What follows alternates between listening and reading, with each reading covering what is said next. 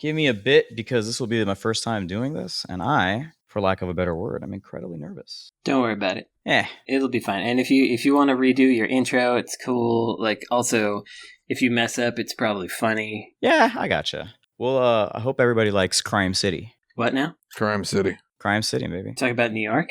I was talking about the title game, but that works too. I like Crime City. New York there's not much more crime here than anywhere else in America. No. Everyone. I'm aware of that. But is the Hollywood of the 90s aware of that? No.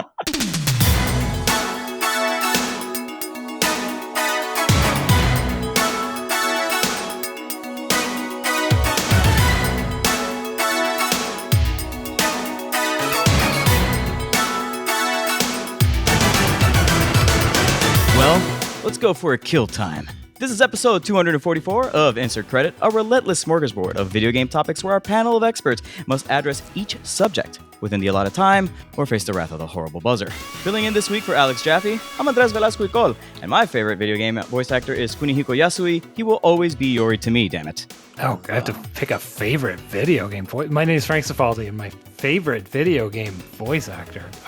Gosh. I was in Dive Kick, you can use me. Yeah, great. Yeah. No, I'm trying to think of a better joke answer. The owned. Look at that. I should have said myself. I messed up. Yeah, you really did. How about the lady that goes parkour in that one game that Brandon's about to tell me the name of? Game Type. It's called Game Type. Game Type. Yeah, Game Type. The lady who says parkour in Game Type. That's good. Is my favorite video game voice actor. Or Jen Frank saying Super Hexagon all weird. That's pretty good too. Oh yeah, and she also said Video Ball and Video Ball. True. I'm Tim Rogers, and my favorite video game voice actor is Troy Baker, baby. Ever since he got into NFTs. Oh man, I'm just kidding. The wave of the future, Web 3, baby. Wait, he's Joel, and he's ushering in a new era of web. Come on, guys. No, I like Akio Otsuka, man. I'm sorry. I know he's an anime voice actor and just an all-around beautiful man, but he's the work he does in the Metal Gear Solid series is just absolutely mind-bending. Is that Snake? Yeah, he's Solid Snake. He's Liquid Snake. He's Solidus Snake. Yeah. He's Big Boss. He's Naked Snake. He's Old Snake. He does every Snake with an incredibly nuancedly different voice. I don't understand Japanese, but I did play the Metal Gear Solid 3 demo before the game came out, which was in Japanese, and I was like, man, this guy's great. Look up the Metal Gear Solid 2 final boss speech, and you can hear him do Solidus's voice just over the top Shakespearean maniacality. It's pretty good. Man, not to derail this conversation too much into this, but when they did that like HD collection of those games, did they give us the Japanese voices or did they? I don't know. I'm an idiot, and I've always just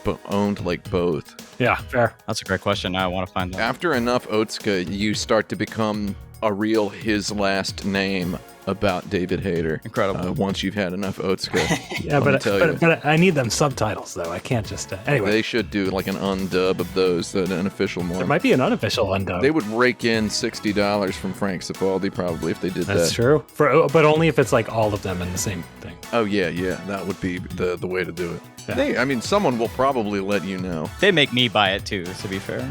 Okay, me now. I'm Brandon Sheffield, and I have to say who my favorite voice actor in video games is. I have a difficult relationship with voice acting in general in video games, and I don't often love it. Are you one of those people who just summarily rejects any game with voice acting? No, I don't. But You'd rather read the words? I would rather read the words, but sometimes it's good. But it's kind of rare for me for it to hit the right spot. It's got to be more like a cartoon, and the game has to be appropriate for it to be more like a cartoon for me to kind of get into it. But anyway, I'm going to say two. One is the text-to-speech bot that we use for Hyper Gunsport, which is a Polish person who's it's done by a real person. She did all the sounds and then they blend it together like a Vocaloid, and it just sounds like a person with a slight computeriness, and I really like it because we have her speak English in a Polish accent, and we have to trick the robot into saying the right things. We have to spell it all weird using J's and SZs and things like that. It's pretty fun. But in terms of real human beings, when I wrote the game Indivisible, I was upset that it was going to be voice acted because I didn't know that at first. Ooh, Brandon. I didn't know you wrote a video game, Brandon. Honk. I mean, I genuinely didn't know. I'm sorry. After they all came out, after it came out and I listened to all the voices and stuff, there was one that actually did it the way that it was in my head. Only one person, and that was Christine Marie Cabanas, who did the voice of Nuna. So if you want to know what I was trying to write, she actually did it the way that I was trying to write it. And so I find that particularly intriguing, and so she gets my vote. So our consensus is Troy Baker. He can make a good loaf of bread. He's Booker DeWitt in BioShock Infinite, and he's added a new numeral to the web. So yeah. I mean, that's classic. Booker DeWitt, man, classic character. We all love that guy, right? Baking an entire region of Italy. Is that where Troy? Wait, no, Troy's in Greece. I'm sorry. Actually, my favorite video game voice actor is whoever said, "My defenses are impregnable. My style is impetuous. I'm Alexander the Great." And also, that's actually tied with this guy. Thank you. That guy really put in the work. That's a union gig. Somebody asked me to ask you who said and where those voices are from. The thank you specifically. No way, Jack. Okay. That's an insider for real Easter egg hunters and it's an industry just mavens secret. of the cool stuff. Just get into the video games if you want to find it. If you must find this voice. If you don't know where that voice sample is from, you must embark upon a journey. The music started playing in my head instantly. Get out there into the world. Get out there and play a whole bunch of the video games. There's a whole lot of them. If it's not in any video game or you think you've played, get out there and look for some more. Or somebody could probably just tell you. If you, I'll play it again a couple more times here. Just Thank you. Yeah, you can probably. It's very very distinctive, and anyone who's played the game will know immediately. Right, we all know who that is from what, right? Wait, Brandon doesn't, right? I actually don't. Brandon just... We had weeks celebrating this game, man. Come on. Yeah, you're... entire week. You really just kind of threw yourself out there. You're just like laying down waiting for the bus, Brandon. That's okay. If you know what I mean, by not knowing what game that is. It's a real shame. It's a tragedy. It is sad, but that's all good. So... this week, we're heading into the Dirtbag, taking questions submitted by our patrons at patreon.com/insertcredit, where, for mere dollars a month, you can access the question submission form, monthly bonus episodes, and all kinds of treats and surprises. Jaffe apparently managed to really look through a bunch of these and gave me some interesting ones, so hope we'll get through these pretty all right. I like these quite often. I think that we've been getting better ones over time, I would say. They've been getting pretty good. So. Wow. Better ones. Wow. Thank you. That's, there you go. That's a bold way. I know what that one's from. That was the same thing. Oh, was I'm it? serious. Yeah. Oh, or is it? I mean, who knows? It is. You might be getting trolled. Do you have the whistle, Brandon? Do you have the whistle? I don't think so, but I can whistle very, very similarly to that whistle. You ready? Hit me. It's not bad, right? That's not bad. yeah. Anyways, let's get to the first one because this person has a name similar to mine but pronounced completely differently. Anders asks, what path would you take if you were trying to get your foot into the video game industry door in 2020? Anders asked this question in 2020, and Jaffe left it at the bottom of the mailbag until now. Okay. Trying to get into the video game industry in 2020. I would say, if it's January 2020, make Animal Crossing real fast. Yeah, just do it really quick. make it real fast. Just you've only got 3 months, and you got 2 months and 20 days. You make it real fast, and nice. Just copy the art. Don't worry, Nintendo ripped everything in Animal Crossing off of something else. There's nothing original in there. Feel no shame. Just completely rip it off, and you're there, Jerry.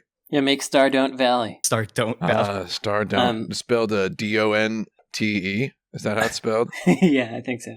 I think there's two real answers to this question, and it depends on you want a job or do you want to make stuff, right? So if you want a job, the traditional path is QA, and then go do real good at that and get yourself into a production position.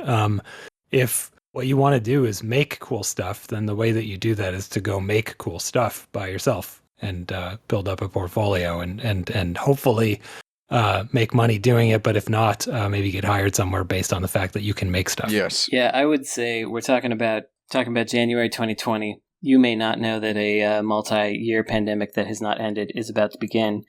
But if you did know that and you knew that you were going to be stuck in your home, it might be a good time to learn to make video games by yourself, because truly making your own stuff is going to be one of the best things that you can do to get your foot in the door. I'm thinking about this stuff right now because we have a job posting live for a producer. We're hiring a producer. Oh, wow. And all of the... Wow. That's right. I would say something like 60% of the emails are from people that are like, soon I will graduate from college, and then you should give me a job. Oh, yeah, those guys. And, you know, it says very clearly in the listing that we don't have production expertise in the studio. We need it to come from you. So sorry, you have to have experience. This isn't an internship. You're not under anybody, right? Indeed. Yeah, it's not under anybody. You got to be the person. And so I think one thing that I would just recommend to people that are applying for jobs is, first of all, make sure you are right for that job. And second of all, say why you would be good at that job with like actual examples of why you would be good at that job. A lot of these things that we've gotten are from like, I'm a game designer, here's my resume. And it's like, okay, what does this have to do with production? Yeah. Or they will say, I'm qualified, and then dump, like, they know about Agile and Scrum and Jira and methodologies and softwares and things. And it's like, okay, tell me what you do with them. Like, talk to me about schedules or whatever. I don't know. It's just make sure that the job you are applying for, that you have the credentials for it. And if you don't, I mean, say in a way that actually makes sense why you would be good at it. Because a lot of people are being like, we've gotten like, I don't know, 70 applications. And a lot of folks are like, I would be good at production because I like video games. And obviously that doesn't necessarily, you gotta love making lists, talking to people, adjusting schedules to squeeze out that extra week of time to add that extra thing or to polish or things like. Most importantly, that you have done these things and shipped a product. Yes, indeed. Yeah. Absolutely. Yeah. You have a resume. It's weird that, like, at this point, I'm sort of more interested in some of the applications we've gotten from film people because they can at least be like, I did this on these movies. I think that it would transfer over to what you're doing. And it's like, well, you have examples, so. Yeah. Having gone from editor to game producer, I mean, it's just, are you good at organizing stuff and making sure things get out on time? You know, that's really most of it. Right. Yeah. So I would say just put your, when you're putting your best foot forward, make sure there's a shoe on it. Like, like make sure there's something actionable there or something that people can actually understand. Like, I don't want to just see a resume and that you've worked at a place. I want to know how you are doing the thing that I need. Yeah, we live in a society. A foot ain't a foot without a shoe on it. Is that what you're saying? That's what I'm saying. Basically. Pretty much. So, I mean, also, okay, so just to wrap up on this question, I would say, number one, it's an interesting question to say, how would you get into the video game industry? How would you go about doing it? Because where is this person starting from? It really does depend on where you're starting from. If you have experience with any particular aspect or any particular job, the video game industry is more so than most other industries with which I personally have acquainted myself, multidisciplinary in nature. There are many, many, many, many, many different types of jobs. I think if you are in school, I get this question a lot. A lot of people ask me personally and directly for advice on getting into this stuff. And the advice I always give is try to make something. Yeah. I think even if you want to be a producer of Brandon's video game, even if you do fancy yourself some kind of a guru bean counter, somebody who's really, really good at organization and numbers and whatever, it really behooves you in conversations with, for example, creative people or technically minded people or artists, right? It really behooves you to have some experience making a thing. Just try to make a thing. Yeah. Make a little video game yourself. Try to make a video game yourself that has art and sound and graphics and a loop. You don't need to make viral GIFs on Twitter. You know, you don't need to make something really fancy, famous, or big or successful, because then, you know, you're kind of doing your own business. Just try making a thing and wearing a shoe, just one, just on the one you're putting foot you're putting forward. The other foot can be bare if you want. And Brandon says, make sure you're qualified for the job. Yes. But number 2, if you're asking yourself, am I qualified for this job? There's actually still a chance you are. Right? Yeah. There's still a chance you are qualified for the job. You got to really think about it. It's actually a much bigger chance than you'd think. A lot of this world is designed to make people who don't have jobs feel like imposters and unworthy of jobs, right? Yeah. It's kind of a big thing. The people in the highest positions of every workplace, government, society, those people, they make their money by making people think that they're doing something, right? So it trickles down, and a lot of us think that we don't actually have any job skills, when really there are job skills innate in just being a person who brushes their teeth, right? They're in there, and you just got to channel them, and you can get them. And that's a little bit of a complicated way to say you got to believe, but that's, yeah. I know we're over time, but we get asked this a lot, so I feel like we should one up it a little bit. And I know, Andres, you have another thing, but I wanted to say that a good way to get into the team mindset, because video games are quite often made with other people, especially if you're looking to get a job, I do recommend going to game jams and learning about working with other people and the interpersonal dynamics of game development, and just seeing what you can do to help, because you could show up and you maybe don't have anything particular, but you could be like, I'll write whatever anybody wants, or if we're making this real quick, I'll go through the Unity store and look for free assets that we could put in this game, and then we'll put them in there. There's stuff that you can do with only the ability to type into a computer that will be helpful to people. And, with the producer mindset, if you're looking at things and you see that this game is scoping too high and it's like, okay, we're going to make this MMO in 48 hours. Maybe there's an MMO you can make in 48 hours. I've seen people do it. But think about those kinds of things, whether it's going to spiral out of control, whether it's achievable for who's there at that time. There's all kinds of stuff you can do if you get into a game jam. Of course, that's not going to be you're not going to be able to work for me with only game jam experience. But if we're talking about getting a entry level position in a larger company, then having that versus not having that, you're miles above people, and you've actually worked with others, and you will have things that you've done in that time that you can talk about that are game development experience. And I can actually share a few tidbits of how, for example, to apply for if you would like to work for me. It's real nice. Don't send me an email that says, are you really hiring? Do you really need help? It's like you get ignored immediately, number one. Number two, just send if you're applying for a video editing job with me and you think you can help me edit videos, you've got a link to a YouTube video that you have edited. Yeah. And say, I edited this video. I would like to help you edit videos. You don't have to be all cold and robotic about it. That's real nice. If you have that, put it out there. It's not just if you have something that concrete, put it out there. That's not the advice. The advice is that if you don't have something like that, get something like that, I would say. If you do have something like that and you don't lead with it, I'm going to assume you don't have something like that, and I'm not going to ask you to show it to me. And number two, final thing, I've said this before and I'll say it again, don't do work for free. Oh, yeah. Number one. And I hate, it makes me feel like my goddarn brain is on fire that I have to say this out loud. Don't do a bunch of work for me for free if I don't know who you are, right? And you've never talked to me. Don't send me an email that says, I did all this for you. I hate that. I have money. Send me some examples. Maybe we'll talk about you doing something for me.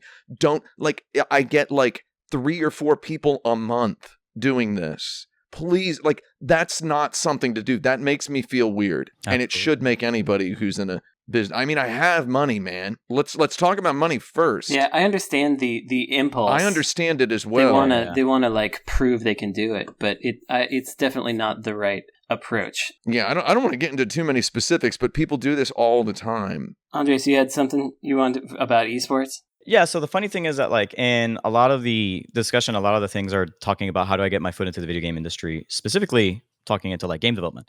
There's other areas of the video game industry if you're trying to get your foot in that you can totally try. And one of them is stuff like video game events. That's how I met Tim actually finally in person. Evolution. I love Evo. Hey, show up this year. God, I want to get. I ain't showing up nowhere for a while, unfortunately. I agree. Unfortunately, they left me without a choice. I will. I'll be there. But yeah, it's totally like a thing. If you also want to get your foot in, one of the things you could do is you could totally do things like, especially for like local events and stuff like that. A lot of people will be doing stuff like local game shows and stuff like that. So if you're actually looking to do more of that kind of thing, the best place to do it is the best place to get your foot in is to simply do it. Show up to events. Ask if you can help.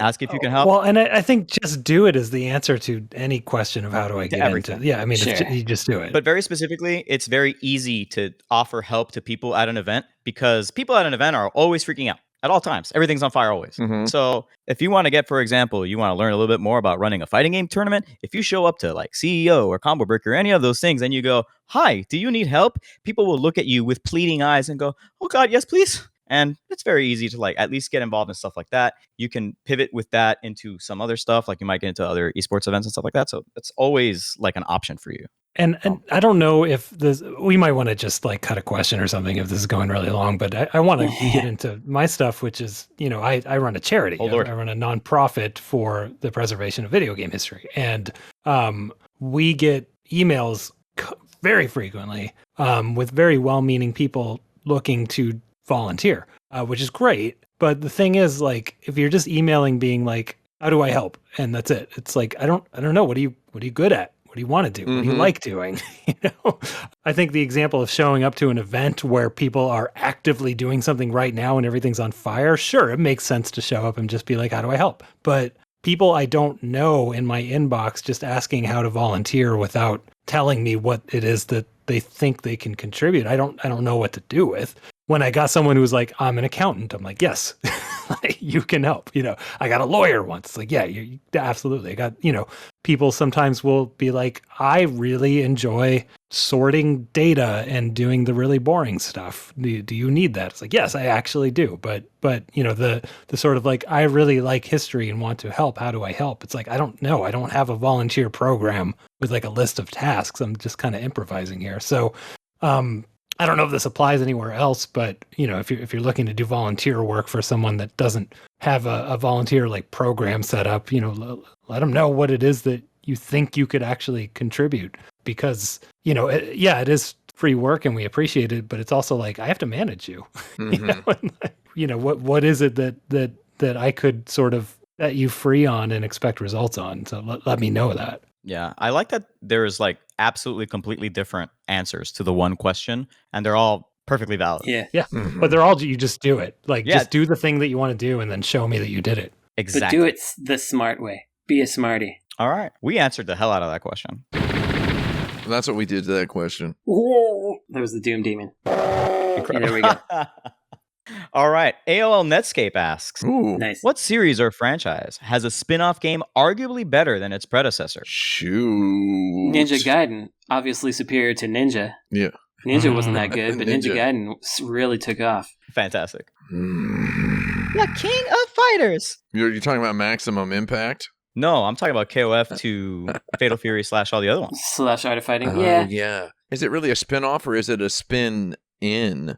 Yeah, it's a spiral inward. Oh. Symphony of the Night kind of counts, I would say, because the mainline Castlevanias are the straight ones, and then the Igavanias are sort of a spin, or did that just become what the series is? I think that was just a straight one, but with added features because it was new. I don't think that they went, this is a different one. Like the 3D Castlevania, maybe, I don't know, but not Symphony. I mean, when you look at the titling, the naming conventions of the games, it's Akumajo, and then it's Akumajo Dracula, and then it's Akumajo Dracula Densetsu, and then it's Akumajo Dracula X. then it's Akuma Joe Dracula X Chino Rondo. Or no, Akuma Joe Dracula X Symphony of the Night is a sequel to. I mean, they're all sequels and spinoffs. It's kind of the nature of what's a spinoff or not is quite nebulous. I would say that Monster World 4, Wonder Boy 6, Monster World being a spinoff of Wonder Boy, and Wonder Boy being a series, is basically the Fast and Furious of video games. They never nail down a naming convention. It's quite remarkable. I think Monster World 4 is better than the other. The other Monster World games and the other Wonder Boy games. Though again, you're dealing with prehistoric video games here at that point, so. There's some Jurassic video games there where they hadn't really. I feel like there's a cleaner answer somewhere. But King of Fighters is a good answer. It is a really good answer. I think I can beat it. I think the best video game spin-off of all time is Super Mario Brothers. Oh, yeah. Ow. It is a spin-off of Mario Brothers. Yeah, there it is. That's true. Yep. It's the super version. I think really aren't there like these Resident Evil games that are spin-offs of Resident Evil that aren't necessarily the main series? Yeah, but those are all like the Dead Aim or whatever, Retribution. They're not the same gameplay either. Yeah, but they're not better, is the thing. Yeah, they have to be better. That's the question. I'm not saying they're better. I'm saying that's what I think of as a spin-off. Oh, sure, yes. For sure. Yeah, there is definitely something in here that I'm just totally missing. Like the King of Fighters shooting game. It's not better than the original. However, it certainly is a pivot. I guess I would say like the Toho Igavania type game is better than the Toho Bullet Hell games, but like Toho games are all spin-offs at this point because so many people can make them, and you just have to have the licensing right, so that makes it makes it hard to nail down. I think even Super Mario Brothers is a difficult answer because it's such a successful spin-off that it just became the series, right? Well, that's what I'm trying to think of. I don't know. Like, I bet there's another example if we thought hard enough of where like the original intended game. Well, I mean, you could even maybe say that about Castlevania, right? Where the original was that Haunted Castle arcade game, and like this, you could almost call the home version a spin-off of it.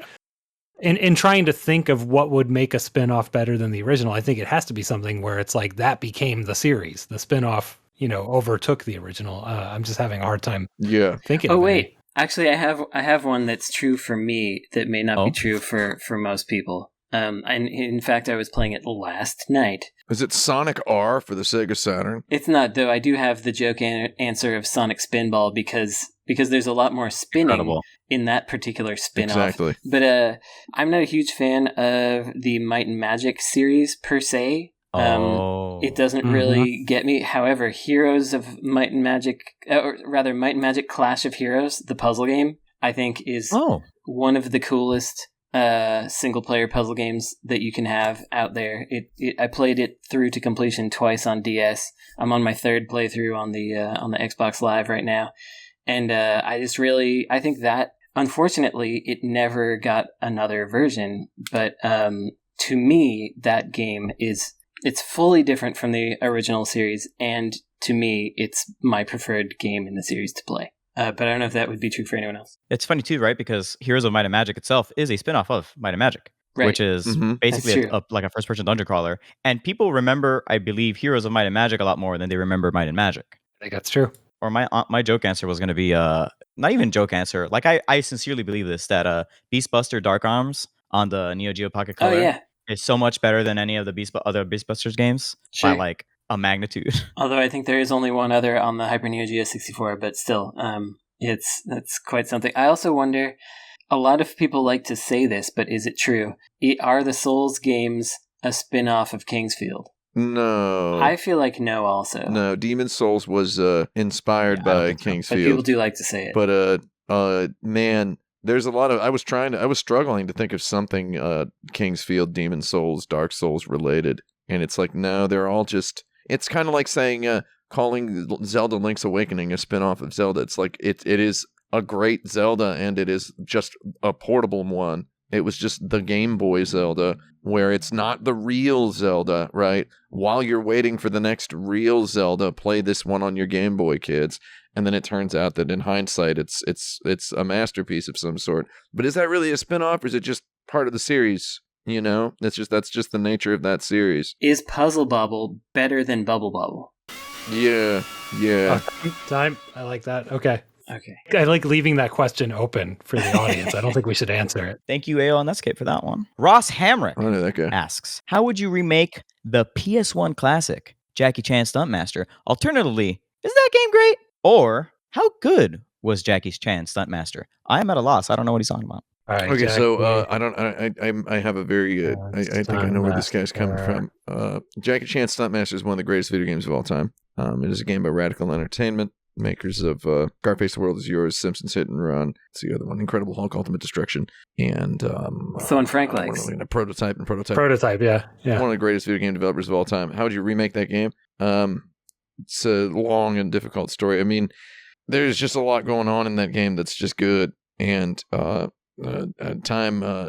mean, people haven't really they haven't really parceled out what's super good about that game, and it's fun for me to have looked at it quite extensively. And I unfortunately cannot comment any further on that game because it's impossible for me personally to talk about that game at any great length without spilling all sorts of secrets that would make somebody else rich, and I don't want to make somebody else rich. Yeah, I hear that. Here's what I would do. I would make it 2D. I would make it side-scrolling. I would make you have to kick tigers, and you get special moves from ramen bowls. And you start out under a waterfall. That's the Jackie Chan's Action Kung Fu for the PC Engine. Yeah, for the TurboGrafx 16, as some call it. I recall a review in EGM that was like, "Who is Jackie Chan? Oh no, he's famous in Asia. They like him in China." That sort of tone. Who is this guy? Destructible environments. This is cool. Frank, light it up. Go ahead and check it out. I'm lighting right now. Yeah. Go ahead and check it out. Here's what I would do: have additional contextual, actions, context-based actions that you can do, just like chock full of it. And so it wouldn't be a sandbox. It would be like a Dynamite Deca style series of zones, but each zone has like, there's ladders and there's like balconies to jump between. And I would just, because this is something that we're better equipped to do now in the modern video game era, I would just add so much context that Jackie Chan famously, the way that he would choreograph scenes would be, he'd look at a bunch of stuff and then be like, all right, I'm going to go here, then here, and then I'm going to land on this bus. And then they'd be like, all right, we got to figure out how to make that work. Because he would just figure out what he could do with the setup. Like, he would have a general idea of what he was doing, but then when he would get there, he'd assess the situation and then figure out what the coolest looking stunts would be to do in that context. And so it would be great for the player to be able to be that person, essentially, who's looking at an environment and then being like, oh man, I bet I could do all this stuff.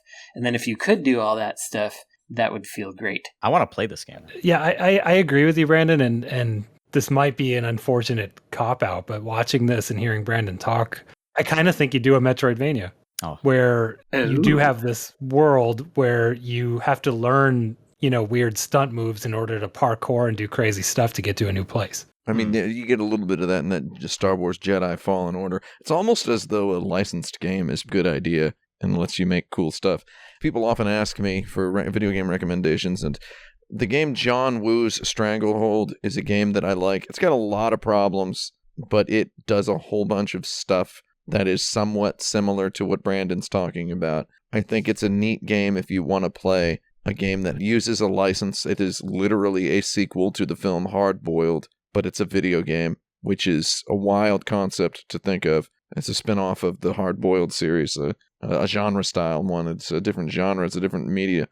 It does a whole lot of neat stuff where you feel like you're improvising your way through these gunfights. I know John Woo and Jackie Chan are not the same person. I know that. They are both the Hong Kong action legends of a particular era of time. And I feel like the juice is out there. It's out there for making more exciting AAA action video games. If you want to make a Jackie Chan Stuntmaster, just get some of the people who made the first Watch Dogs game. The juice is loose. Yeah. Get some of the people who worked on the first Watch Dogs.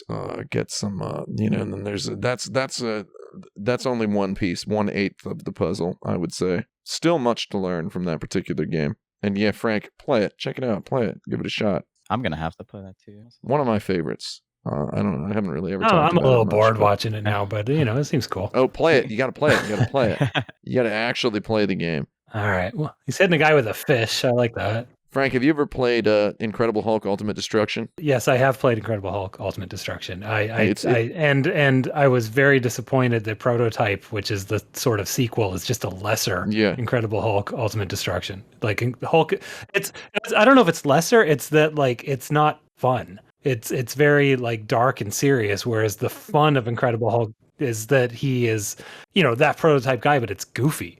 And Yeah.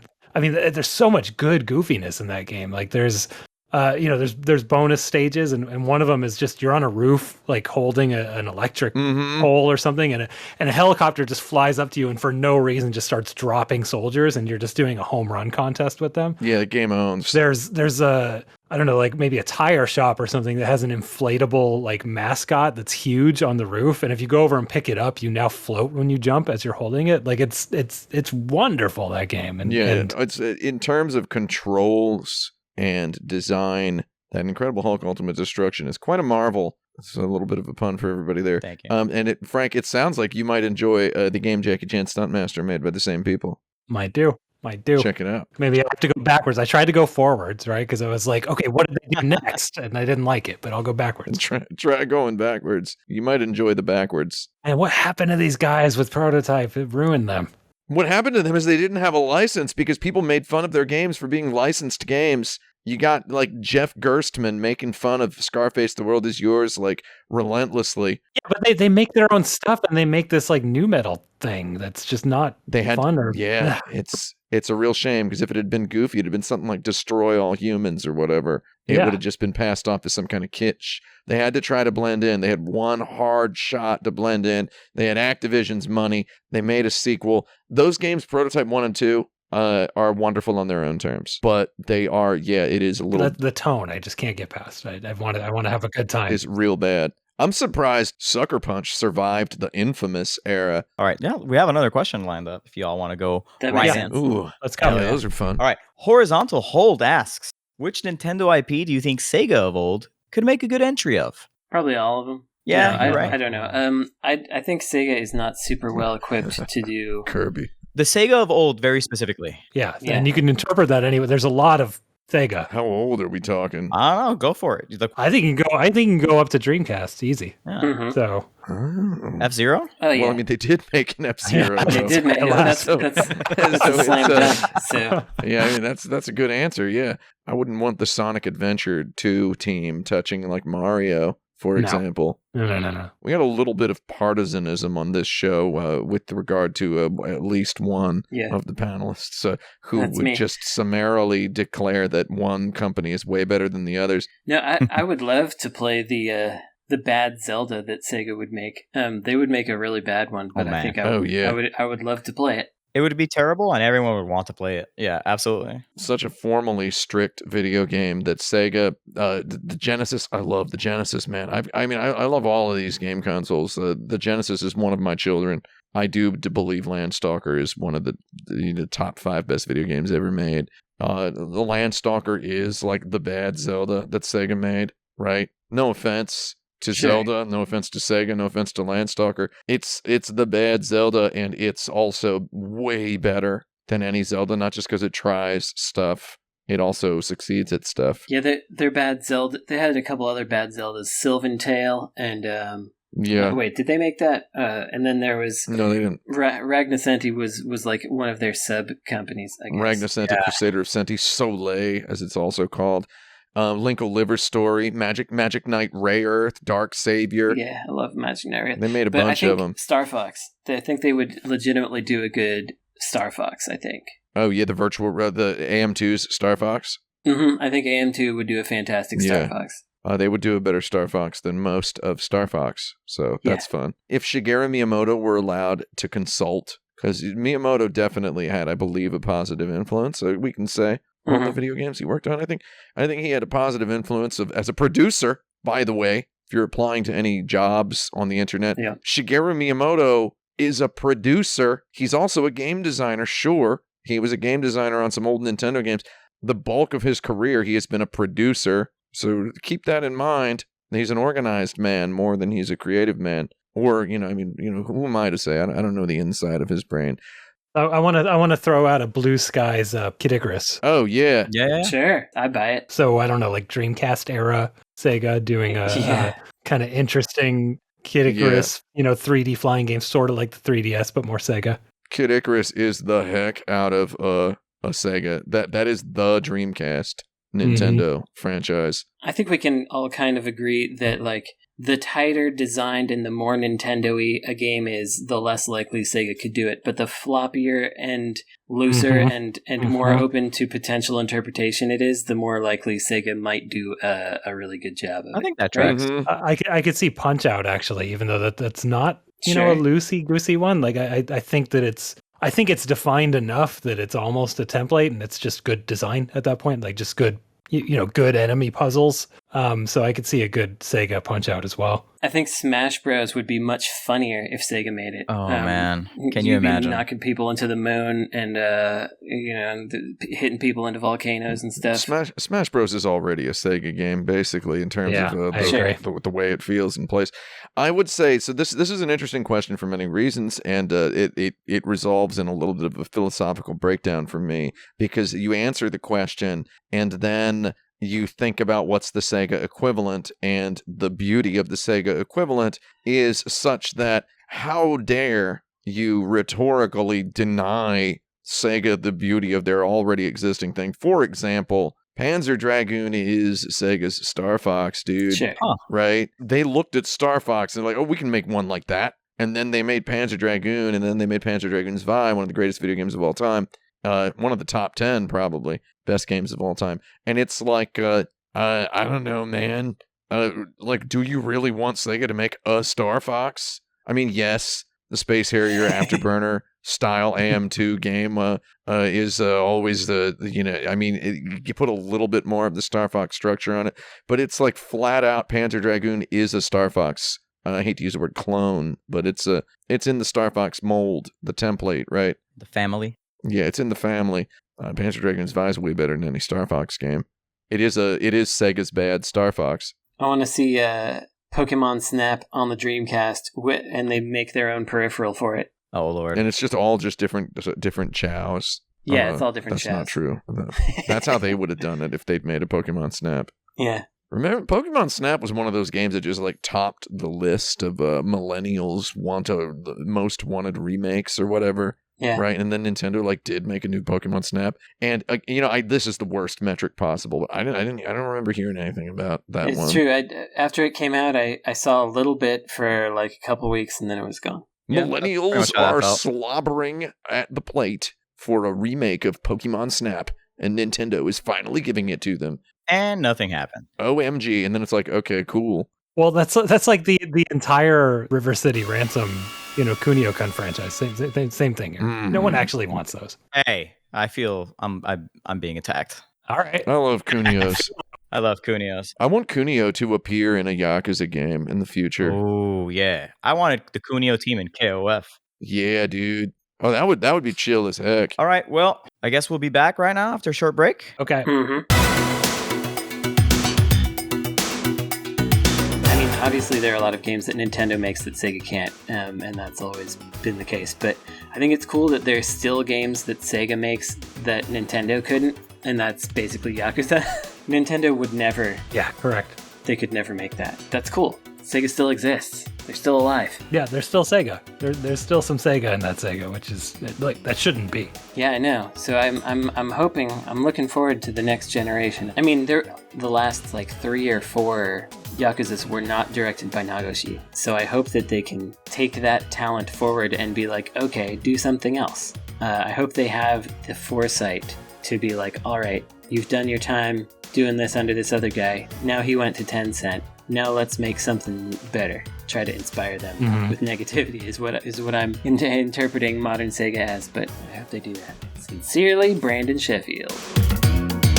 Welcome back to Insert Credit. I'm your substitute host, Andrés Velasco Coll, and let's get back to the Dirtbag. Mox Bagel asks, I know that guy. Kotaro Uchikoshi, who makes the escape room games Zero Escape, Mhm. once made a physical escape room. What game director would make the best physical version of their game? Oh, phenomenal question. I like this. This is good.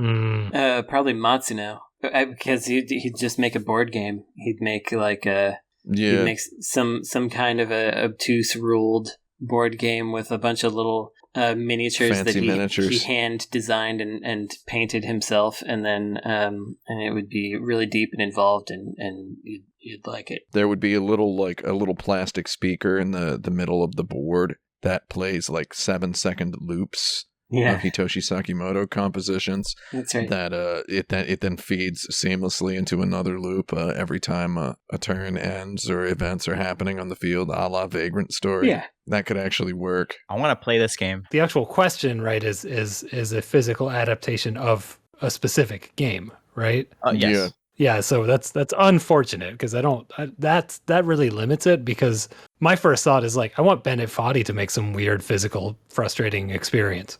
Yeah, But, that would just you know, be he holds a track meet or whatever and then invites people who aren't trained. You ever try to run real fast? What's the fastest you ever ran, Frank? It's hard. You get up to a certain speed. I know. I don't know if anybody knows this about me. That's a joke because I've said it a million times. I can run. I used to be able to run a 5-minute mile, and when you get like a 6-minute mile is considered like that's considered good physical shape if you can run a 6-minute mile. A 5-minute mile, if you can shave a whole minute off of that, the difference between the good physical shape and the I can run a 5-minute mile. 5-minute mile is horrifying. You feel like your body is made out of water balloons, like past a certain speed. It's so hard to keep that up for like 30 seconds. So that would be Bennett Foddy holds a track meet. And I was thinking more of like a Funhouse sort of thing, you know. oh yeah, Bennett Foddy's Funhouse. Bennett Yeah, Foddy's Funhouse, yeah, just put that right in my carnival. But it's not based on a game, so I don't know. I would love it if Keita Takahashi made a playground. That's the joke. That's LOL. the That's answer. what everyone was There you saying. go. Yeah, everyone was thinking it. Yeah. I don't remember the name of the guy, and he is no longer alive. But the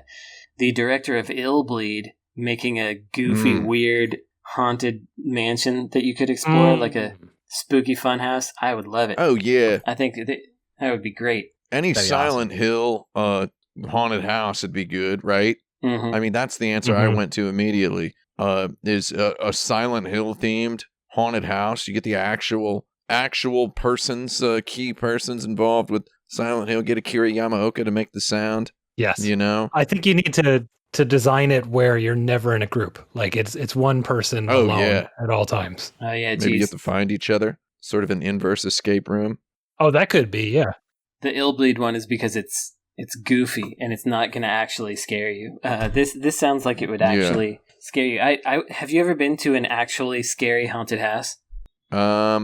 I've been to one. I've been to a haunted house and I was like, I see how this could work, but my brain is just too turned off for stuff like that. Eli Roth of all people, had a haunted zone or like a scare zone in Las Vegas, and I went to it, and every single room had something bizarre happening, and every time you're like, what was that? Because it was like a mix of like a magic trick and a gory thing. So like they would chop somebody's head off, and it really looked like that person's head fell off. Oh, that's good. And you'd be like, how did they do? And by the time you're like, how did they do that? They push you into the next room, and you're not like you can't stay there too long. Yeah. So it kind of sticks in your mind. And then the most striking thing to me is like you're in this place, you're in a mall in real life, but you can't hear anything outside of the space. So they have complete control of the sound design and the visual stuff and just everything. I'm a big fan of that. And then when you leave, you have to push yourself through these rubber inflatable things that are like you can just barely squeeze yourself through. It's like to just where you're like, okay, maybe this is a little too much pressure, and that like you have to squeeze through that thing to get out, and then you're back out just like in a regular mall after you've seen all this weird horrific stuff and heard all these sounds, and then you're just like dumped into a modern mall with like families walking by. Bland, sterile modern American.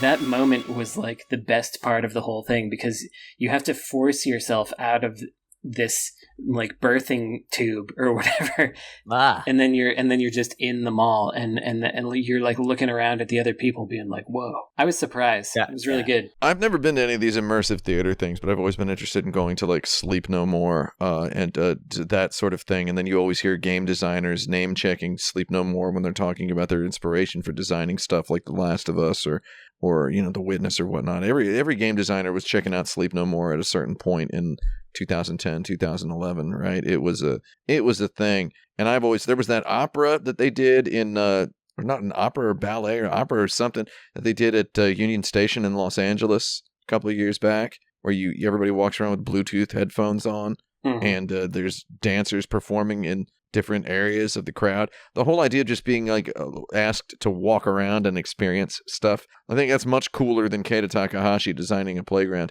Man, do you remember the blog era where a blogger could ask a game developer one thing, like a question, and they would just say one throwaway thing, and then it ends up just defining their Wikipedia page like 20 years later? Like Keita Takahashi often mused that if he were not a video game developer, he would be designing playgrounds. No. Let's be fair. Hang on. He didn't just say that. He posted drawings of very dangerous stuff. So that's what made it spread around. Yeah. Well, I mean, I'm just using that as an example. And then he ultimately then did design a playground. And it got like a couple likes on Twitter or whatever. Tim, I missed my prime chance to say this, but when you were describing the opera and the subway and the all that kind of stuff, so what you're saying is that the person who would do the best job is Ken Levine making a BioShock. Is that right? Basically, yeah. Ken Levine making that's my good joke. An immersive theater BioShock. But he actually probably could, and people probably would like it. The world is the best narrator. Yeah. Well, I mean, all of that sort of philosophy is based on Disney World, Disneyland stuff. Like they are. I personally went to a lot of lectures by guys like Ken Levine and Warren Spector in my life. I'm blessed with hearing the same talking points regurgitated multiple times. I love Warren Spector. Good guy. Great guy. Wonderful guy. Saw a lot of lectures of him. Saw a lot of Ken Levine lectures too. Just sort of heard Ken Levine talk in several places. They really like to talk about the Disney stuff, the Disney Imagineers and the way they handle theme park ride design. And it's like there are game designers out there who I would like to play and then immersive theater. They also do talk about theme park design as well. There's a whole lot of overlap. I would like to play a neatly level designed theatrical performance where I just get to walk around and it's designed by some more visionary video game level designer, because I think there's something that discipline can transfer over to the immersive theater that maybe there can be a mutually beneficial relationship between those particular disciplines. I sure did think that's what VR would be. So now I want to ruin it. Now I want to ruin it by bringing back our old friend David Cage, and it's the same exact thing, except he's micromanaging you and being like, "No, this is where you shoot the gun." Oh my god. Oh yeah. That he would be the guy who gets tapped to do it. Yeah, he would be the guy. And he'd just be there personally with you the whole time, telling you what to do. This is very interactive. You will pull the doorknob. That's what would happen. It would be great. Incredible. Now, if you are the racist, you will do this. Oh no! Or you make the choice to not be the racist. That's Italian David Cage now. Yeah. So. I'm making the choice not to be a racist. Oh, David Mario Cage. I'm quickly a pizza pie. Eat of the meatballs.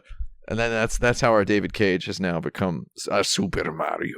Incredible. Did you all hear that Chris Pratt said in an interview that his Super Mario is going to be like unlike anything you've ever heard? Yeah. Did you hear? Did you see that soundbite? I did see that.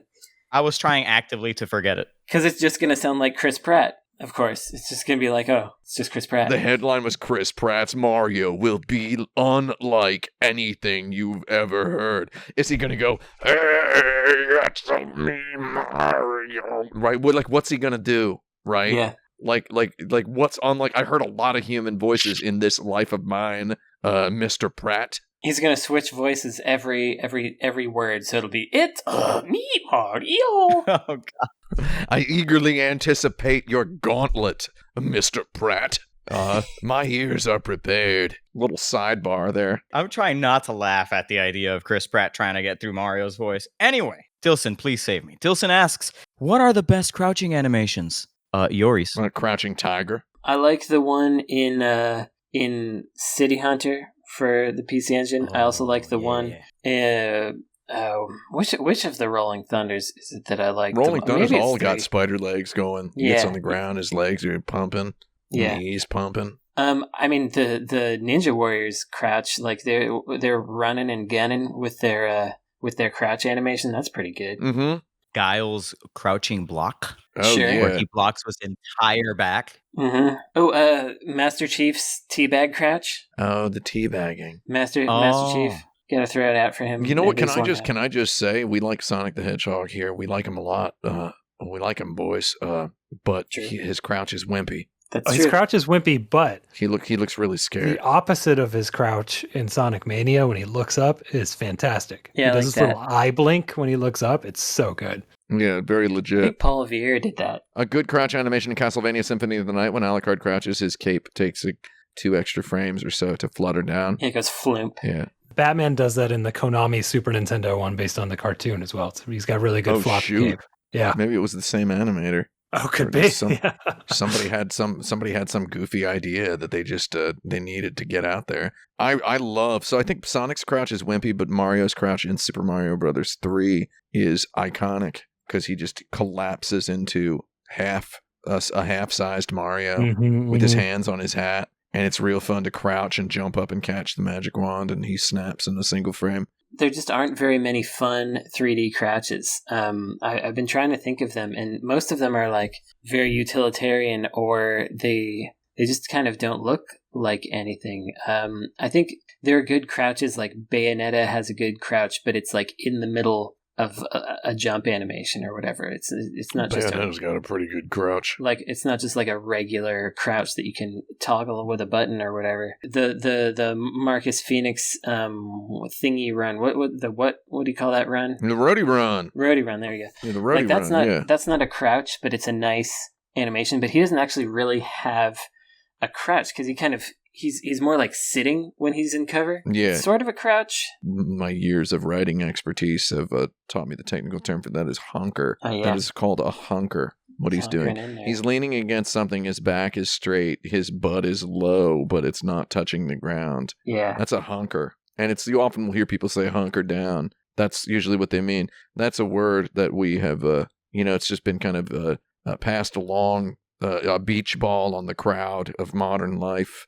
From like wartime eras, like old wars, world wars, when your commanding officer commands you to hunker, it's a particular thing. You need to be ready to get up like at a split second's notice, but you also need to be low so you don't get your god darn head shot off, right? And we can't talk about hunkering without talking about god darned Friends of Ringo Ishikawa, where there's a dedicated button to crouch your guy down low. Yeah, I was just about to say we got to get Yakuza in there because those are some good crouches that they can get going. Yeah, the squat. The old low squat, the Yankee squat. Yeah. Yeah. Yankee squat, Jerry. It's difficult to pull off. I think Ken Kabancho has a good one in that as well. Ken Kabancho. Oh, quite wonderful. I was playing Ken Kabancho 2 the other day. Nice. You ever play that one? No, but I played. Yeah, everybody just enjoy Ken Kabancho 2. Check it out. Use your I-beams. I'm gonna go ahead and also agree with the squad on Ringo Ishikawa though. Man, It's a good that one, was a good isn't game. it? I love the squad. Yeah. That game is incredible. Yeah, you just hunker around and all your buddies just hunker down with you and they all start smoking. Yeah. It's real good. It's still one of the cooler things that I like it because it reminds me so much of just like you watching people play this like daily life, but also because there was so much detail to all the little things. So the crouching animations were also incredible. Just among all the other things in that game in terms of like how the dude animated it. It's all done by like a guy, right? Guy and his dude, dad. and his dad. Yeah. His dad learned to do pixel art for him. Yeah. He's from Russia, right? Yeah. A phenomenal video game. If you want to play a video game, that's a good time. It is almost exactly just the kind of game that you might mistakenly have thought a lot of the games that look like then, like it looks now. You might have mistakenly thought they played like this game, but they didn't. This one, however, does. So it's it's one of those interesting philosophical Rubik's Cubes for you. That's also just a chill game. You can step out on your balcony and smoke a cigarette at night and watch the sun go down. It is the best squat in video games for sure. It might not be the best. Maybe it's the best crouching animation too, but it's also the best squat. It's a squat. It's a crouch. It's a lot of things. A bingo on your couch. It's bingo. You know, it's everything. Fantastic. Thank you. We have another question here. Still, we got the fragrance of dark coffee. Asks. Oh, I know that guy. What is the oldest game you've played that you'd still recommend today? Shoot. Yeah, that's a toughie. That's a really good question because I think universally we're all kind of like the first few years of games kind of not worth playing unless you're just trying to go as an historian, right? Yeah. So what is the oldest, right? Like it's got to be something before Super Mario Brothers. But what? I think Asteroids Deluxe. If you can find a cabinet that is, you got your vector display. If you can find that, get that cool, creepy, stark, super bright white. It's it's super bright white on deep black. You're like 300 frames per second or whatever it is. That's 1981. That's pretty old. My very first instinct was also a vector game from 1981, which is Tempest. Mm-hmm. Tempest, yeah, absolutely. Yeah, those games are cool. I still like Galaga. I think Galaga's a pretty good game.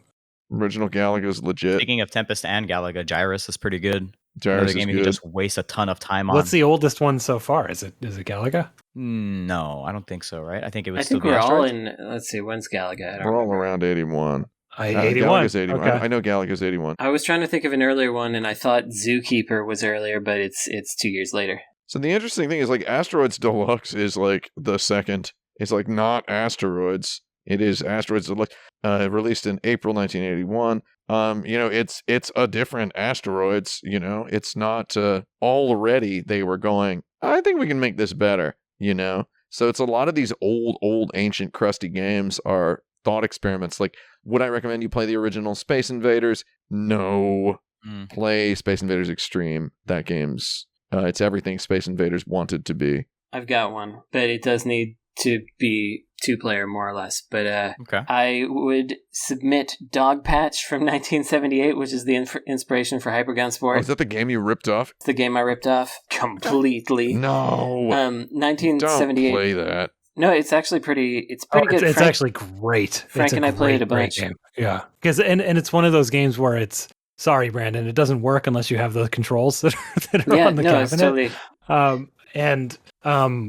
It's dials. Yeah, I don't imagine anyone can go find a Dog Patch cabinet. I don't even think it's been a California Extreme in years. I don't think there's a way for even us to access Dog Patch anymore. Yeah. But really, really good game. You need to play it in the arcade. Tempest is a similar answer, right? Where it's like you kind of need those arcade controls, and that's what makes it worth playing is the fact that you have those arcade controls. And the arcade kind of essentialized the being there experience on a lot of these old games. Yeah. So maybe the true answer to this question is go to California Arcade Extreme Expo if you ever get a chance, because they have people know what this is. There might be people who don't know what this is. They have hundreds of arcade cabinets, arcade collectors and aficionados and restorers and various professionals in and out of all sorts of different industries tangential. They have talks, but they have all these arcade machines in like a hotel ballroom. Am I introducing this correctly? Hotel ballrooms now, actually. Yeah, since you left, they added a new ballroom. A new ballroom. So is it 2 ballrooms now? 2 ballrooms, yeah. Yeah, you get to just go play hundreds of these games, all on free play. You're gonna be around a lot of old dudes. A lot of old dudes. And you're gonna learn that you have about 2 hours of arcade play in you now. That is about what you got now. I promise. If you're me, you're going for that Asteroids Deluxe. But yeah, you can play a whole bunch of these old games, and if you ever get a chance, and then you can also visit California while you're in California. Mm-hmm. Give it a look. Use that as a thing to do while you're there. Plan a California vacation around California Arcade Extreme Expo. And you can go to the Great America Theme Park, which is right nearby, and might still have a Mass Effect ride. I'm not sure. Shoot! Rent a car, fly into San Francisco, rent a car, drive down the coast, Outrun style, and check out various tourist things. but Yeah. also at the same time, the California Arcade Extreme Expo is happening. And you will find an answer to this question in there for yourself. Thank you. I think Brandon's answer being in 1978, like I don't know that we get better than that unless we just think like Pong or Breakout's great. Yeah. Which I don't. Pong is an interesting thing where it's like if you play Pong, it's like for its time, yeah, sure, new thing, right? It's cool. For its time, it was new, it was fresh, but it's like it could have been done better. There's the idea of a one-on-one tennis game. There were various interface things that could have been done better. Is there stuff that scratches that itch now? Maybe. I don't know. The reason Dogpatch is a good answer is because it's got legitimate like mind gamesy esports type stuff to it, where you've got only two shots, and you've got to aim to where this can that you're shooting back and forth is going to be, rather than where it is, and then you are trying to predict what your opponent is going to do and mess with their shots, and you're just trying to get it to land on the ground. And it works extreme. Like Frank and I played it for, I don't know, like a half hour or something like that, and then we got everyone that we met to play it, and everybody god darn loved it. And so I think it's really good because it has all the elements that we talk about now. Well, I don't know about all of them, but it has many of the elements we talk about now in esports and in fighting games and in sports games. But it was just encapsulated in this very small moment. It's the dive kick of the 70s. Exactly. Oh, Lord. I just want to sneak in. I mean, I know we're at time, but 78, pretty good. I'm trying to think of one that like people can actually just go play because they can't play this one. Sure. Yeah. I'm just going to throw this out, and I don't know if I mean it. Combat on the Atari. I like It's a it. neat game. That's 77. It's a pretty good game. You could do much better now. So it's like, it's fun if it's there, but I'm not going to tell you to go play it. So I don't think that counts. I'm going to say, like, off the top of my head, I'm sure I could come up with a better answer, but wholeheartedly, 100% rock solid endorsement of a game that is old, that you can play for free, and you can play it now better than it ever was, is you could just play the original Doom. That's like a stupid answer. But you can get Crispy Doom or Chocolate Doom. I like Crispy Doom. Get Crispy Doom on your PC. It's a perfect source port of Doom. It's exactly Doom, but it'll run at 4K, 120 frames per second or whatever, and it'll just look truly beautiful. And it's exactly Doom, and Doom is good. And you can play it now for free. Man, I couldn't get earlier than 78, but Warlords 1980 is also very good. And Warlords is all right. A lot of those games, though, like Pong, it's like all I can do is like I play them and I'm just like, I can imagine too many ways it could be better. Sure. Whereas Asteroids Deluxe, I can't imagine that game being better. The experience of it, a tabletop cabinet, the experience of just the way it looks, the way it feels, the game design, everything. I can't imagine it better. Yeah, I just can't stick with it for that long. I've always wondered how Space War actually plays because you only ever read about it. Yeah. And it's very hard to actually go out and play it. Is there an emulated version of it anywhere? Because Maybe, but I played the real thing, baby. It's at the Computer History Museum, also in California. There you go. Yeah, another thing to check out. Only way to actually play it.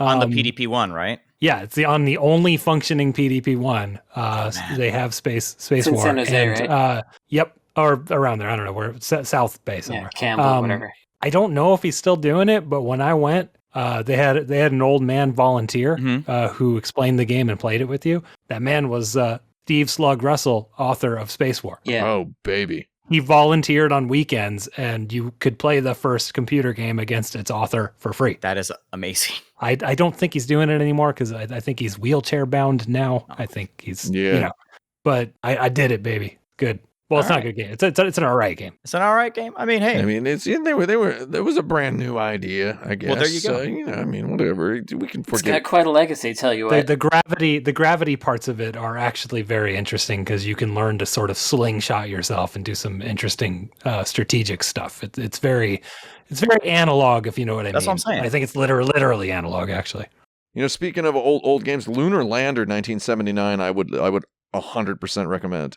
Agreed. Check out Lunar Lander. Sure. Would I recommend Space War? Is that the question? Yes, absolutely. Would you recommend Space War? No. No? But if you're already in California, Yeah. You might If as you well. can go play it, go do it just to experience it. planning a video game history related road trip in the state of California, it sounds like a fun future question of some sort. Are all video games spin-offs of Space War? Are they? Oh no, StarCraft is StarCraft. Oh my arguably god. more That's successful. Oh, Because it's war in space. Okay, forget about it. I don't care. Oh man. Spencer asks, which games have the best third act? Oh, third act. So basically, we're looking for games that have 3 acts now. Mm-hmm. Personally, can't they have more? Like, can we get 5 acts, please, for God's sake? Because we're paying $60 and want me to pay $70 now, $69.99 for a AAA video game. $20 per act. Give me a break.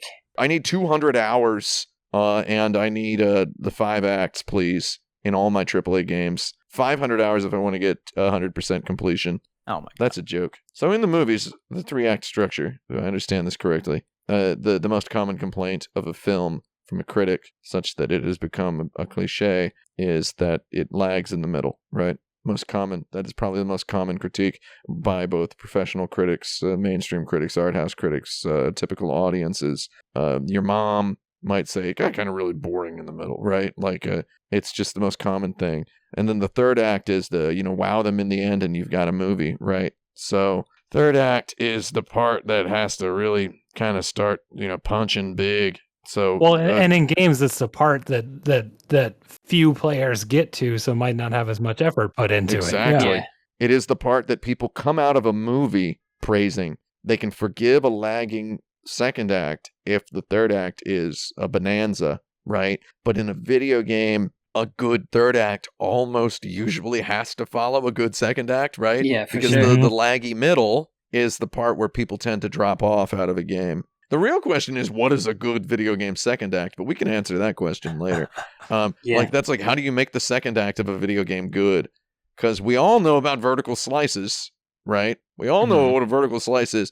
There has to be this luxurious Disneyland Imagineered tunnel, this honey tunnel. The beginning of the game, it has to be beautiful and delicious. And then when you get out of that, you're in the second act, which is a soupy zone. And then you get funneled back into a third act. It's typically how a modern AAA game works. When you get out of the luxurious opening act and you're in the second act, that's where you get the skill tree, the side quests, the supporting narrative characters, the emergent events. I'm thinking like a Spider-Man game or whatever. And then every optional side quest has to be giving you little hints of what this third act is going to be, and you're funneled toward it. So a second act has to have every side quest somehow serving into the narrative. I think that Spider-Man Miles Morales did a good job of having every side quest has like little tiny hints of like and I mean, again, you'd have to be like a third grader to not predict what's going to happen in the story, but it's fun to have all those little hints in there. Oh, what is the third act that's good? I don't know. Cyberpunk let you choose 5 different ways to do the climax. I thought that third act was pretty good. And then I thought they were also all very interesting. I don't know if that's the right answer. I mean, we talk about them way too often, but the Mother games have good conclusions. Yeah, they sure do. Yeah. That's the one I immediately wanted to go to was Mother 2 Earthbound. Has an incredible third act. I'd say Mother 3 has an even better third act. And Mother 3 just rips it off at the end. Yeah.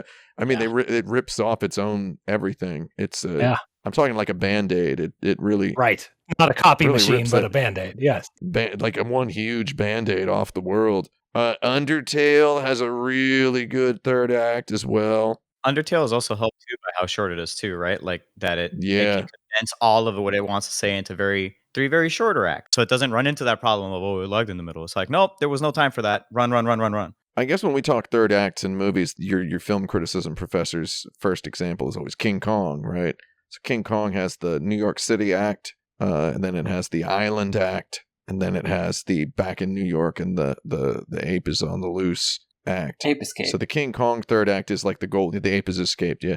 So that's the gold standard for third acts is King Kong, because it's set up so deliberately and meticulously. I'm trying to think of what's a game that forms the platonic ideal of a film criticism-y third act. A lot of games don't have acts anymore because, like, that Zelda Breath of the Wild is pretty good all the way through, but could you define acts? I mean, you can tackle things in different orders. There's not really... The prologue chapter plateau really doesn't feel like it doesn't like really act, feel like an act. It just kind of feels like you're here, come on out, and it's like, but it is a first act, but it's also not. And then the wild is the the middle act, and then the final boss is the third act. It's very sparse. Yeah, But it doesn't feel traditional at all. Breath of the Wild, because of the way the nature of those kind of open world games, doesn't let you really get settled into the idea of the traditional narrative structure of the acts, right? Like you can forego all of that. And I'm not talking just about like, oh, you're like a speedrunner or anything. It's like you could just go and punch Ganon in the face. And go straight there. Yeah, if that's your true desire, you could skip the story. You could go up to him and it's like, hey,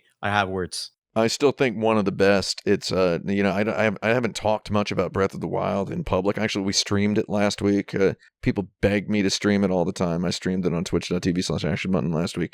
I didn't play. Mimsy played because too many people want to see me play it, and I'm nervous about that sort of thing.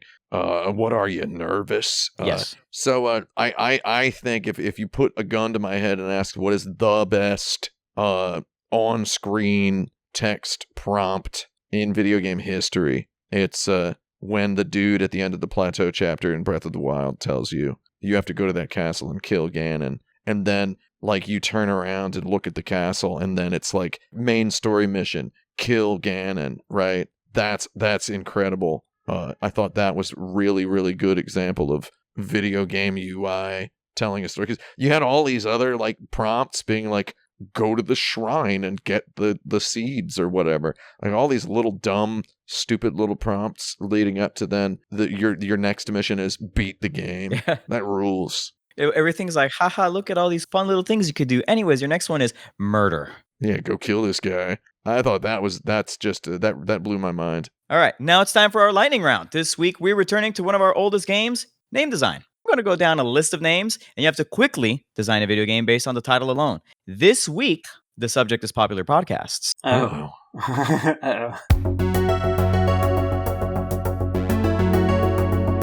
Okay, number 1, The Seduction. Oh, it's just a facade, but an earlier stage of the Did relationship. I also go there? That's great. Incredible.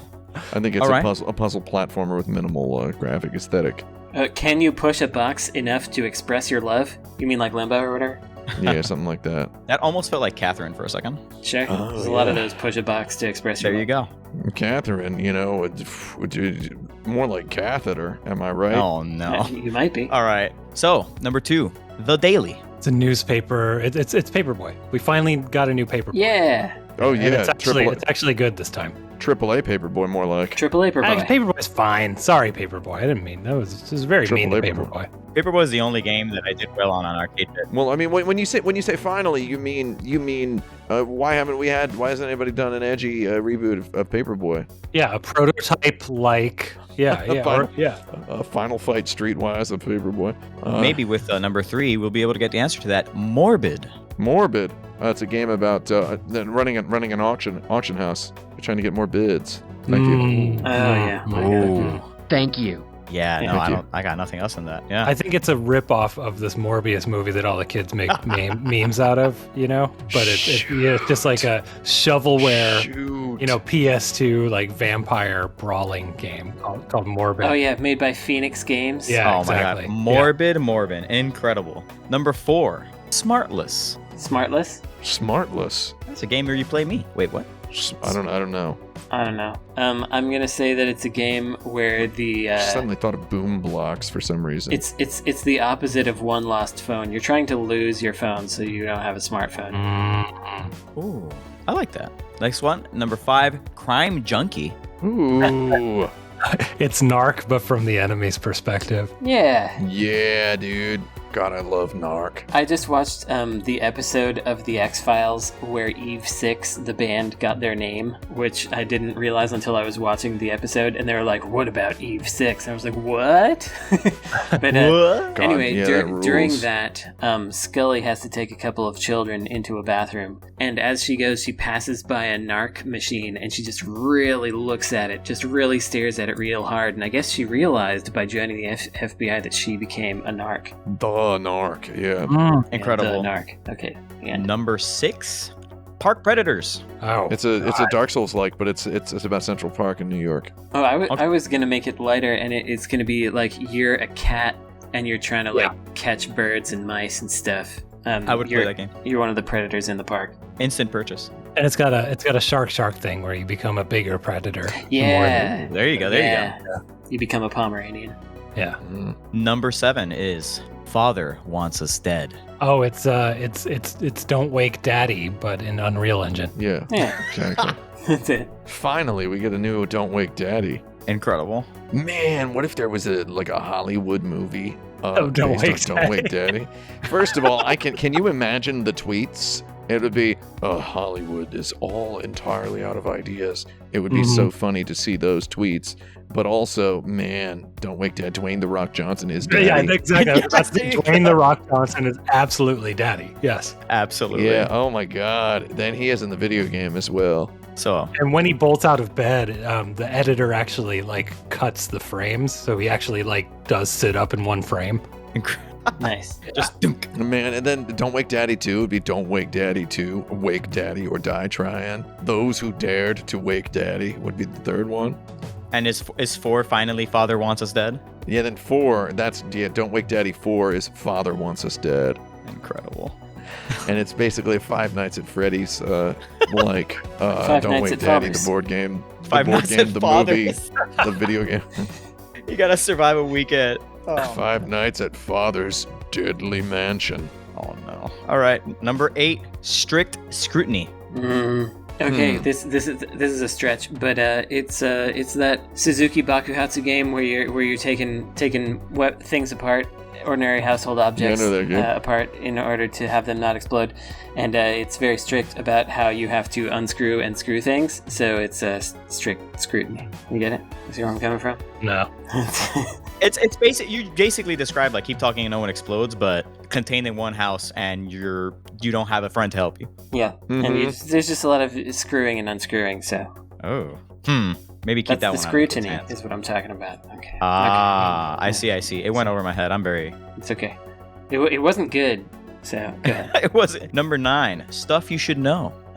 So you don't know Jack, but it's just you don't know Jack, but it's made by Phoenix Games for the PS2. The developers of You Don't Know Jack have finally gotten over themselves and decided to stop making fun of people and actually just help them learn stuff. I'd play that one. Here's stuff you actually should know. It's just answers and questions presented together. Trivial And Pursuit. you press a button to see the next one.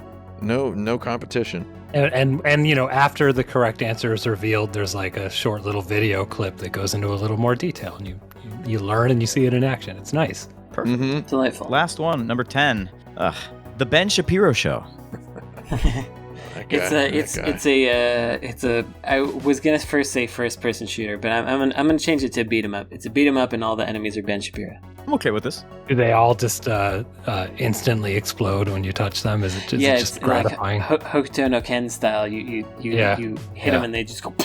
They just explode. And when they hit you, they go ow and shake their fist because it hurts because they suck. Yeah, and then you just explode them. Yeah, I feel like someone's made that game already, right? Ow. Anyway, so now the next thing is I ask the recommendations. Frank, you got anything that you want to tell us about? No. You got nothing?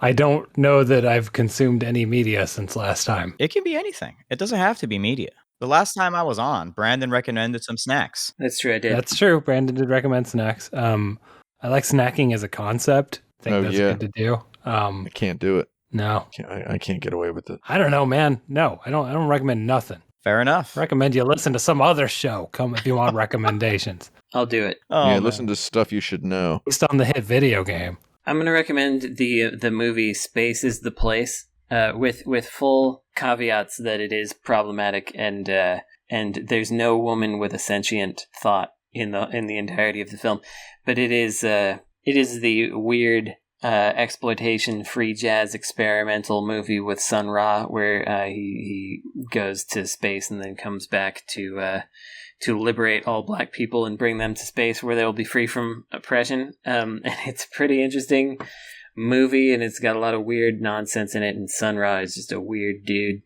I just recommend looking at it and listening to it. It's got a lot of bad bits to it, but for a micro budget Afrofuturist sci-fi movie. It's really something to watch. So I recommend that with all the caveats. And then I also am going to recommend a video game, an oldie but good. Well, it's not that old. Void Pyramid. I feel like not enough people have played Void Pyramid, which is you can get it on Steam. I think it's free. It's a RPG type thing with a lot of weirdness and a lot of strangeness, and it's got a unique look and a unique world, and it just feels like itself. And I really like it, and I hope that the developer continues to make more things. Play all their games; they're good stuff. So yeah, that's what I have. Tim, you got anything that you would also want to recommend? Not quite sure. I've been watching more Star Trek though. There you go. I watch Star Trek when I'm not working. I'm trying to 100% Star Trek. I watch it when I fold clothes. I recommend it. Which Star Trek? I've been working my way through Next Generation while folding clothes for about 4 years now, so I'm almost done. Oh, really? Yeah. I finished season 1 of Star Trek: The Next Generation. I finished season 1 of Star Trek Discovery, and I believe the season finale of season 1 of Star Trek: Strange New Worlds is today. So I guess I'll watch that sometime soon. I watch it before bed after taking my melatonins. And it's reasonable enough way to pass the time. I like that Strange New Worlds show, but I don't know if I would say I'd recommend that as something that everybody should watch. If you would like to hear me talk a little bit more about Star Trek, maybe there's a place you can do that in the secret bonus episode. I talked a little bit too much about the modern Star Treks. Yeah, I'm not, just check that out. Brandon's in there too, right, Brandon? Oh, I'm in there. Yeah, he's in there too. So yeah, if you'd like to hear me and Brandon talk about Star Trek, check that out elsewhere. Not a recommendation. Not recommending it. Thank you. Where's the thank you button? There it is. Thank you. Yeah, I got a rec. This one's quick because everyone's actually talking about Star Trek and stuff like that. I watch a lot of Dungeons and Dragons live play now because that's what my life has turned into. I would recommend, if you all are trying to get into that kind of thing, a Starstruck Odyssey on Dimension 20 is the latest season of Dimension 20. Is based in the world of Elaine Lee's Starstruck. The Dungeon Master is Brandon Lee Mulligan. He's really interesting. He's really, fun to watch. He does a really good job of, being a DM and also really telling the story, and obviously his co-conspirators, the players, also really cool. Like, if it sounds interesting to you to watch other people play Dungeons and Dragons, or a tabletop role-playing game, I would recommend it to you. I don't have any friends to play it with myself, so call me. Because you do have to play it in a room with a bunch of people around a table in a basement in like your mom's house, right? Necessarily, but it helps. You could use the tabletop simulator. I've seen Stranger Things. Roll 20.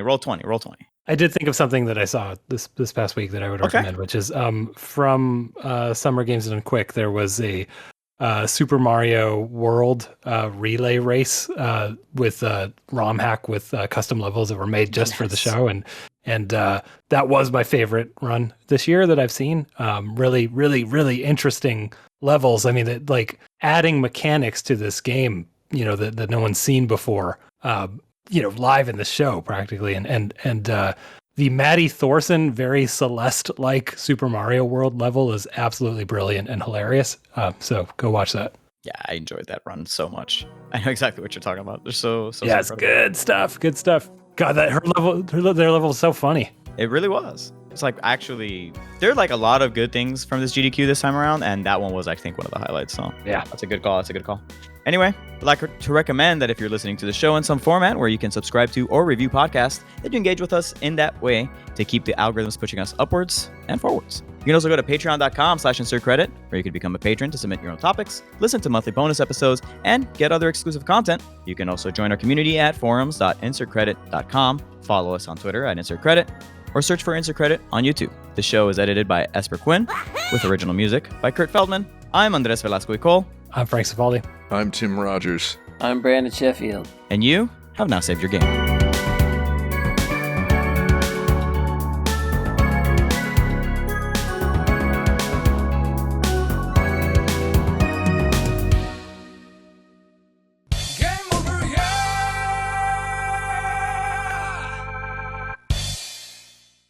You're a pretty good host. However, you're not Alexander. Incredible.